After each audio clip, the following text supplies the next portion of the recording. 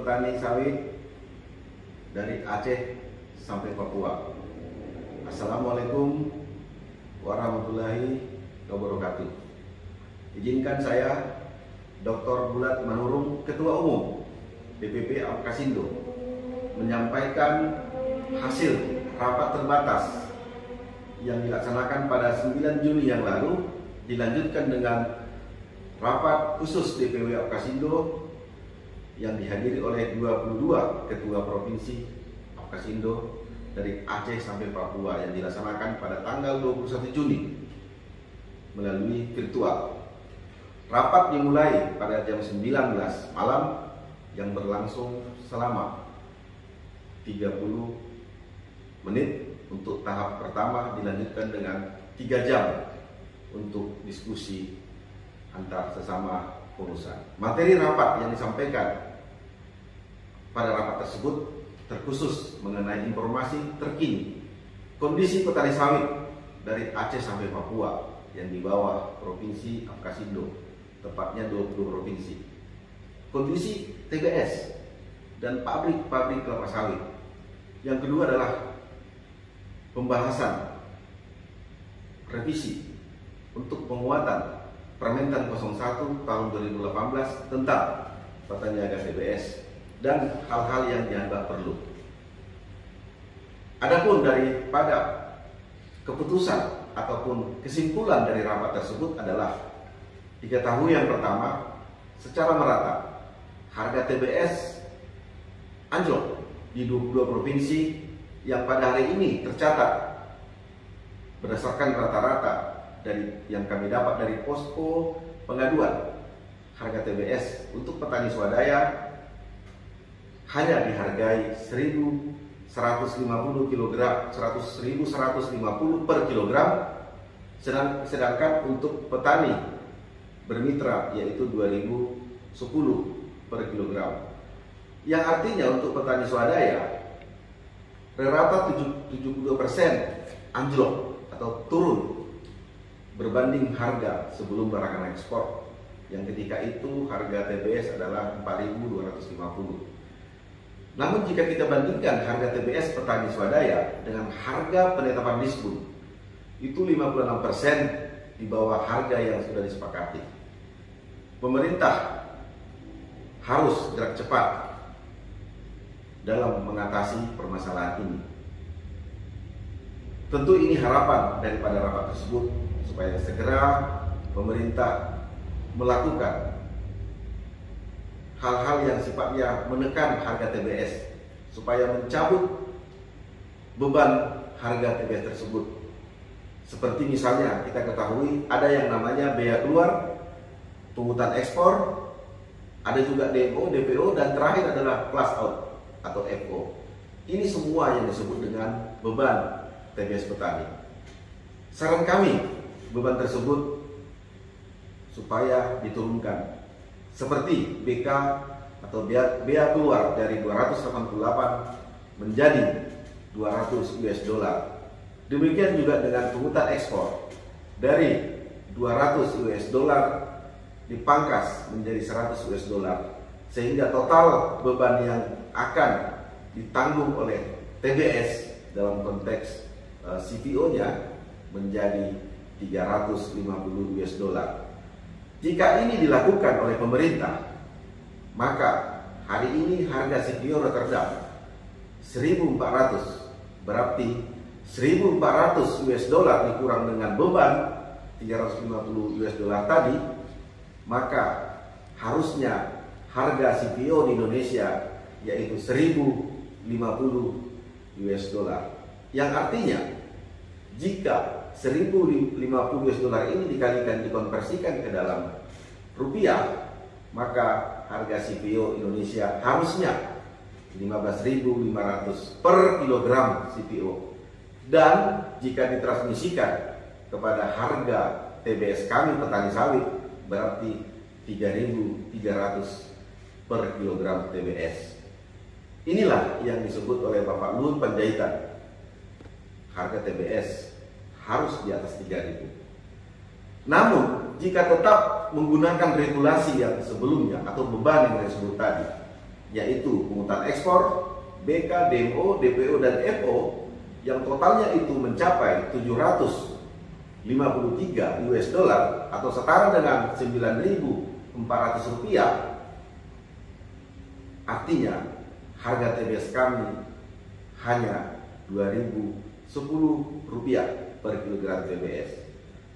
Jika kita bandingkan tanpa beban dan dengan beban yang kita sebut itu adalah beban pungutan ekspor dan biaya keluar dibandingkan dengan beban seperti yang terjadi sampai hari ini yang 753 US dollar, berarti beban daripada TBS itu sesungguhnya per kilogram TBS kami terbebani dengan PE, BK, dan DMO, DPO, dan FO sebesar 1.290 rupiah per kilogram TBS. Tentu ini sangat berat bagi kami. Namun jika ini bisa diringankan bebannya, maka harga TBS kami naik menjadi 3.300. Tender di KPBN hari ini rata 8.898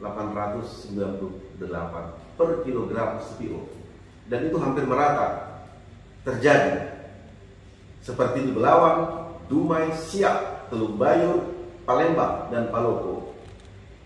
Jika ini sebagai patokan dalam penetapan harga TBS petani, maka harga TBS petani akan dihargai dengan 1.500 sampai 1.900 per kilogram TBS. Tentu ini sangat berat sekali kepada kami petani sawit. Kesimpulan yang selanjutnya dari rapat tersebut adalah petani sawit harus segera masuk ke sisi hilirisasi, baik itu PKS maupun pabrik minyak goreng, terkhusus di sentral-sentral perkebunan kelapa sawit. Tentunya perkebunan kelapa sawit rakyat adalah target daripada pembangunan pabrik-pabrik tersebut. Selanjutnya, yang kelima daripada keputusan rapat tersebut adalah supaya Apkasindo, asosiasi petani sawit terbesar di Indonesia yang sudah berumur 22 tahun, supaya segera menjalin kerjasama lebih intens dengan Kementerian Koperasi dan UMKM untuk membantu koperasi sawit mendirikan pabrik minyak makan merah atau M3 sebagaimana yang disampaikan oleh Menteri Koperasi di Sumatera Utara 1 minggu yang lalu. Kesimpulan yang lainnya pada rapat tersebut adalah supaya DPP Apkasindo mengajukan draft revisi penguatan Permentan 01 2018 melalui FGD yang diisi oleh Dewan-Dewan Pakar DPP Apkasindo supaya menjadi pembanding bagi pemerintah dalam menyusun Permentan tersebut. Karena ini adalah hasil rapat pada tanggal 18 Mei di kantor staf Presiden yang dihadiri oleh beberapa dirjen, termasuk juga dari Kementerian Pertanian yang dihadiri oleh Direktur Pemasaran dan Pengolahan Tanaman Perkebunan, bahwa disepakati paling lama 3 bulan Permentan tersebut harus sudah direvisi yang sifatnya adalah penguatan. Yang ketujuh adalah Kementerian Koperasi supaya masuk ke lini tender CPO, yang mana CPO itu berasal dari TBS petani sawit, sehingga tender yang selama ini hanya dimonopoli atau dilaksanakan oleh KPBN, tender yang berlokasi tender yang berikutnya bisa menjadi pembanding atau koreksi untuk harga CPO Indonesia. Yang kedelapan, saat ini PKS-PKS sangat terancam dan kami mengakui itu. Dan kami sudah ngecek dari 22 provinsi sawit, PKS-PKS didesak oleh petani untuk membeli TBS-nya. Di satu sisi PKS tersebut sudah penuh tangki timbunnya. Demikian juga dengan pabrik refinery, di mana produk daripada refinery sangat lambat untuk menuju ekspor. Semuanya ini mengakibatkan semakin mendekati penuhnya tangki timbun daripada CPO pabrik-pabrik, demikian juga tangki-tangki penyimpanan daripada produk-produk dari refinery, yang semuanya berakibat kepada hulu daripada rantai industri sawit Indonesia. dari 1.118 PKS, ternyata hari ini 58 PKS sudah tutup dan 114 PKS buka tutup. Buka tutup maksudnya mereka terpaksa mengurangi pembelian TBS petani untuk memperlambat daripada penuhnya tangki. Dan itu sudah diakui, sudah kami cek pada rapat tersebut, dan itu terjadi di 22 provinsi sawit Indonesia. Pada kondisi ini, semua sangat dirugikan. Kami sudah berhitung, baik dari segi petani sawit di sektor hulu, dari segi perusahaan atau korporasi, baik itu PKS maupun refinery, tentu juga negara sebagai operator daripada regulasi yang ada sangat dirugikan. Hitung-hitungan kami, petani sawit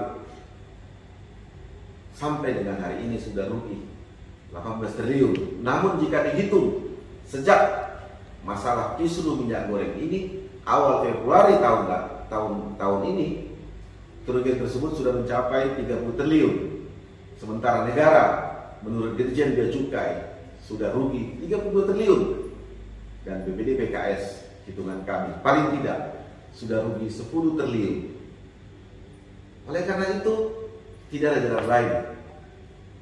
Kami petani sawit Indonesia dari Aceh sampai Papua, 146 kabupaten kota yang ada perkebunan sawitnya, memohon dengan sangat kepada Bapak Presiden Jokowi, demikian juga kepada menteri-menterinya, Menteri Koordinator Perekonomian, Menteri Perdagangan yang baru, Pak Luhut Panjaitan yang mendapat penugasan khusus dari Bapak Presiden, dan tentunya kepada Ketua Dewan Pembina kami, Bapak Jenderal TNI Dr. Muldoko, supaya kiranya mendengarkan apa yang kami butuhkan saat ini.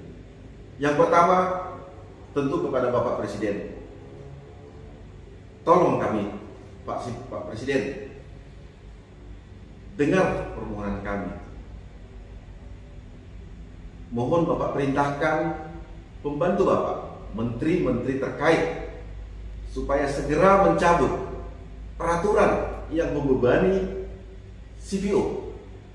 Seperti saya sebutkan tadi pada kesimpulan rapat, seperti DO, DPO, dan EPO, semua ini beban. Kalau untuk bea keluar, pungutan ekspor kami sepakat tetap dipertahankan. Karena itulah yang sesungguhnya sejak awal 2016 BPD PKS didirikan, hanya itu saja beban. Sebab semua beban tersebut, Pak Presiden, ujung-ujungnya kami petani kecil yang menanggungnya.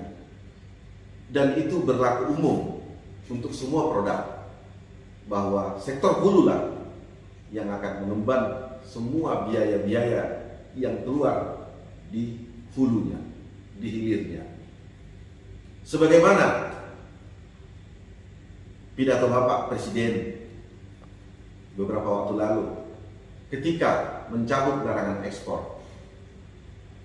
Bapak mencabutnya seperti pidato Bapak karena memikirkan 17 juta petani sawit dan pekerja sawit. Dan Bapak juga mengatakan terima kasih kepada petani sawit seluruh Indonesia atas pengertiannya. Kami sangat tersanjung Bapak Presiden. Namun pasca pencabutan larangan ekspor tersebut, pembantu Bapak, yaitu Menteri Perdagangan yang sebelumnya, malah menggantinya dengan semacam atau sejenis larangan ekspor. Sejenis larangan ekspor itu yang dikenal dengan demo dan DPO tadi. Padahal semua orang tahu demo dan DPO ini sudah gagal di bulan April yang lalu. Dan terakhir ditambah lagi dengan FO atau plus out. Kami memahami semua apa yang disebut oleh menteri-menteri Bapak tersebut, tetapi tidak untuk sekarang ini, karena memang situasi tidak dalam kondisi yang baik-baik saja. Kami petani kecil Bapak Presiden, kami memahami negara membutuhkan dana dari sawit dalam bentuk bea keluar untuk mengisi kas APBN yang tahun lalu terkumpul 510 triliun. yang terbesar dari semua komoditi yang ada di negara ini. Kami petani sawit juga Bapak Presiden tidak berkeberatan jika harus dipertahankan biaya keluar, tentu yang sepantasnya dalam kondisi saat ini. Demikian juga dengan minyak goreng. Kami petani sawit ikhlas dengan penggunaan dana sawit yang dikelola oleh BPD PKS. Kami sudah menghitung subsidi minyak goreng itu tidak lebih daripada 20 triliun.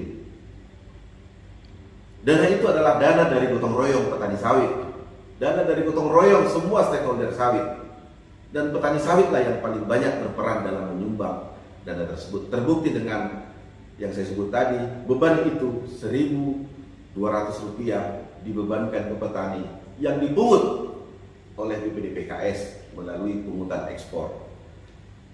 Pak Luhut Panjaitan sudah berhasil mendistribusikan minyak goreng, dan itu sangat terasa pada 10 hari terakhir. Harganya juga sudah mendekati head, dan pada umumnya sudah mencapai harga head. Memang belum 100% sesuai dengan yang diinginkan Bapak Presiden, tapi Bapak Presiden itu sudah jauh lebih baik. Untuk itu Bapak Presiden saat Bapak Presiden menerbitkan larangan ekspor, kami petani sawit berjibaku membela kebijakan Bapak. Kami di bawah siap dengan segala keterbatasannya menerima keputusan Bapak.